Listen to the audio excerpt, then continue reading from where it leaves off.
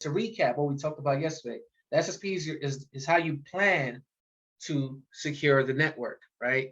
And the SAR is proven that you are in fact complying with those security requirements, right? So essentially what they've done in the SAR, the left side of your screen, is broke down those security requirements and say, okay, individually prove this, individually prove that. You're proving every facet of the control requirement, right? So you see how AU1, which is the first control, audit and accountability policies and procedures, is a title, right? And the control ID is all AU1, column B, is all AU1 all the way down through. While to your right side is AU1, right? However, there's a slight difference. AU1 1 1 and then AU1 1 2, AU, and then but on the left you have AU1 A11, A1 1 2, right? And the reason is because we'll start with AU1 AU1 1, right? On your right side of the SSP, AU1 1 is there's actually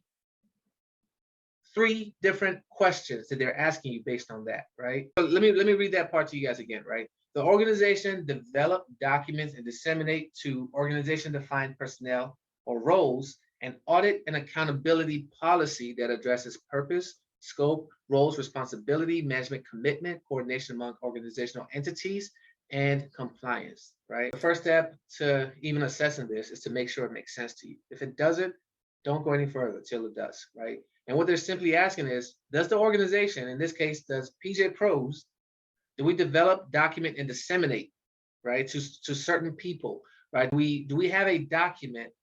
And what is that document? Well, part 1 says an audit and accountability policy, right? And that policy should, inside that policy, when you open up that document, which we have, it should have a section that says purpose. It should have a section that says scope, roles, responsibility. It should have a section that addresses what the managers are committed to. It should have a section that talks about how we coordinate among different organizational entities. It should have a section that talks about what compliance means. AU11 pretty much is asking all of those things. Do you have that document? Do you have a document that you've developed? And do you disseminate it to certain people, right? And in addition, does the content of that document, does it have purpose, scope, roles, responsibility, et cetera, right? That's AU11. There's a lot in AU11.